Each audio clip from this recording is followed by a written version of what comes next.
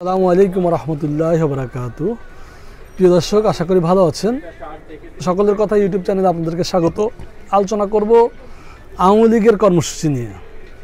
আপনারা জেনে থাকবেন এরই মাঝে যে গতকালকে আওয়ামী লীগ তাদের কেন্দ্রীয় নির্বাহী সংসদের প্যাডে তাদের এই ফেব্রুয়ারি মাসে নানান কর্মসূচির কথা ঘোষণা করেছে, যেটার হেডলাইনটা ছিল এমন যে এবারের সংগ্রাম গণতন্ত্র পুনরুদ্ধারের সংগ্রাম, গণহত্যাকারী ফ্যাসিস্ট ইউনূস সরকারকে বিদায়ের লক্ষ্যে কর্মসূচির বিস্তারিত তারা লিখেছে যে অবৈধ অসাংবিধানিক হত্যা, সন্ত্রাস, উগ্রপন্থার মাধ্যমে ক্ষমতার জবরদখলকারী ইতিহাসের জঘন্যতম রক্তপিপাসু গণহত্যাকারী ফ্যাসিস্ট ইউনূস সরকারের বিদায় করে প্রিয় মাতৃভূমিকে রক্ষা করতে, জঙ্গিবাদ হটাতে, নির্বাসিত গণতন্ত্র ফিরিয়ে আনতে, ভুলণ্ঠিত মানবাধিকার, আইনের শাসন, মৌলিক অধিকার ও গণমাধ্যমের স্বাধীনতা ও সাংবিধানিক ধারাবাহিকতা রক্ষা করতে, ধ্বংসপ্রাপ্ত অর্থনীতি ও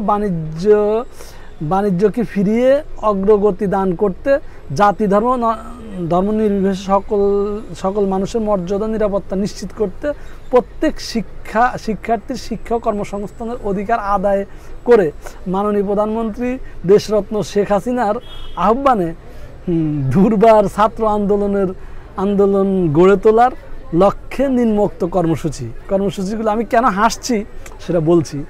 আচ্ছা, 1 থেকে 5 ফেব্রুয়ারি লিফলেট ও প্রচারণা বিলি। আচ্ছা, 6 ফেব্রুয়ারিতে প্রতিবাদ মিছিল ও সমাবেশ, 10 ফেব্রুয়ারি বিক্ষোভ সমাবেশ, 16 ফেব্রুয়ারি সড়ক, রেল, বিমানবন্দরে অবরোধ, 18 ফেব্রুয়ারি দেশব্যাপী সকাল সন্ধ্যা হরতাল। দেশের স্বাধীনতা, সার্বভৌমত্ব, শান্তি শৃঙ্খলা, মানুষের রাজনৈতিক ও গণতান্ত্রিক অধিকার অন্যায় আদায়ের এই কর্মসূচি বাস্তবায়নে দেশের ছাত্র সমাজ, তরুণ প্রজন্ম, কৃষক, শ্রমিক, পেশাজীবী সকলকে জোরালো আহ্বান জানাচ্ছি। স্বাধীনতা ও গণতান্ত্রিক সংগ্রামের নেতৃত্ব দানকারী শহীদদের রক্তস্নাত সংগ্রাম বাংলাদেশ ছাত্রলীগ। জয় বাংলা, জয় বঙ্গবন্ধু। মানে এই লিফলেট পড়তে কেন হাসলাম, মানে প্রথম কথা হলো যে এই কথাগুলো এই লিফলেটে আজকে বলা হয়েছে, গত 6 মাস আগে এই কথাগুলো ছিল বিএনপির কথা। মানে এই গণতন্ত্র পুনরুদ্ধার করতে হবে, সন্ত্রাসের সাথে দেশ, অর্থনীতি, বাণিজ্য, সব ছিল বিএনপির কথা বা বিরোধী দলগুলোর কথা বা দেশের সাধারণ মানুষের কথা।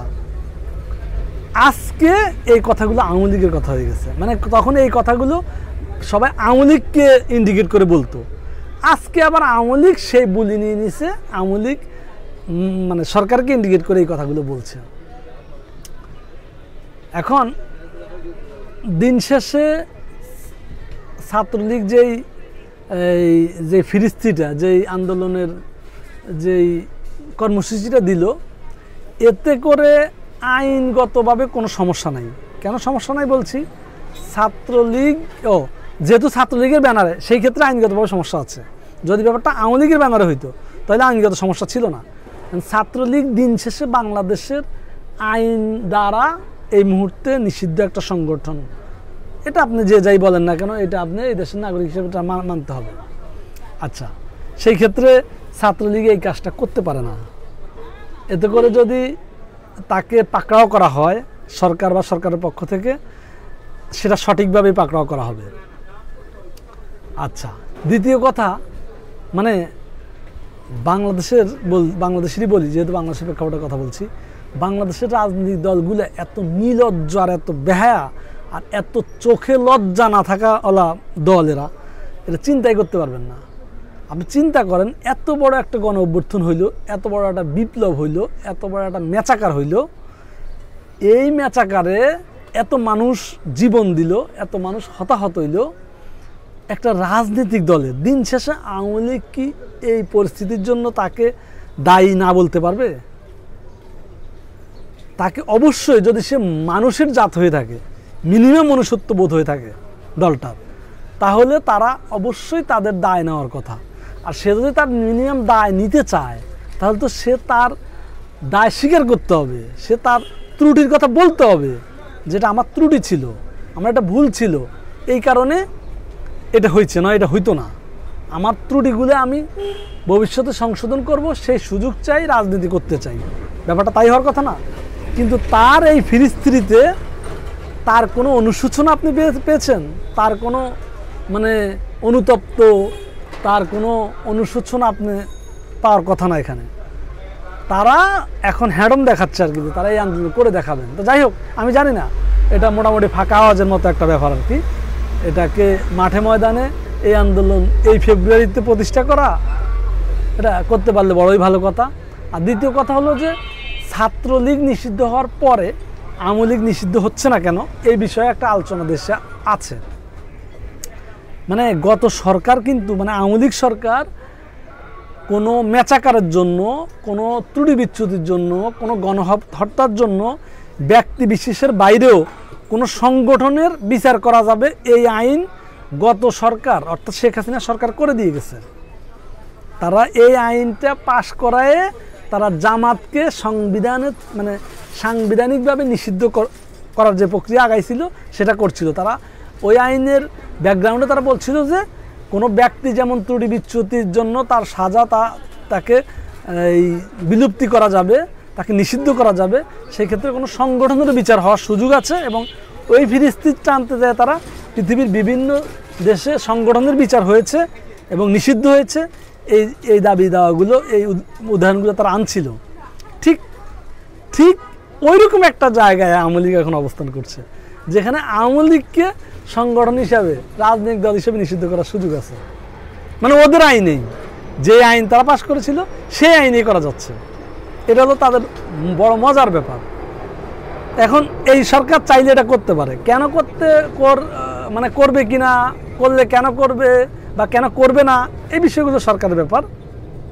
এখন এই ফিরিস্তির এই আন্দোলনের কর্মসূচি একটা কাউন্টার কর্মসূচি, আরেকটা এই টুকরো খবর হিসাবে আমি ফেসবুকে পাইছি। এটা একদম কোনো স্পেসিফিক কোনো কে বা কারা বলছে এরকম না, একটা কর্মসূচি আমি পাই। সেই কর্মসূচিটা আপনাদেরকে পড়ে শোনাই।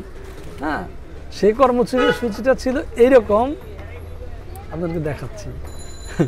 দেখেন, মাসব্যাপী লীগ পিটানো কর্মসূচি, মানে ছাত্রলীগের আন্দোলনের কর্মসূচির কাউন্টার কর্মসূচি, মাসব্যাপী লীগ পিটানোর কর্মসূচি ফেব্রুয়ারি 1 তারিখ থেকে 28 তারিখ পর্যন্ত। 1 থেকে 16 তারিখ পর্যন্ত লীগ বিরোধী বিক্ষোভ মিছিল, সমাবেশ ও রাস্তায় অবস্থান। 2 তারিখ হলো 2 থেকে 15 তারিখ পর্যন্ত গর্ত থেকে খুঁজে বের করে গণ আপ্যায়ন ও চুল কেটে দেওয়া। 3 নম্বরে 16 থেকে 24 তারিখ যেখানে লীগ সেখানে ধোলাই, সাথে ডিম দেওয়া। আর হলো 4 নম্বরে 24 থেকে 28 তারিখ উপরের 3 কর্মসূচির ভিডিও, ছবি প্রকাশ ও পোস্টারিং করা। ছাত্রলীগ লীগ পিটান, দেশ বাঁচান, যেখানে লীগ সেখানে ধোলাই। এটা হলো ওই ছাত্রলীগের যেই আন্দোলনের কর্মসূচি, তার কাউন্টার একটা কর্মসূচি। কে বা কারা দিচ্ছে এটা আমি দেখালাম আর কি, এটা আমি জানি না। তো এই আর কি অবস্থা। তো এই আন্দোলনের কাউন্টার আন্দোলন, আপনারা কাউন্টার কর্মসূচি পেলেন। তো ঠিক আছে, ভালো থাকবেন প্রিয় দর্শক। আসসালামু আলাইকুম রহমতুল্লাহ।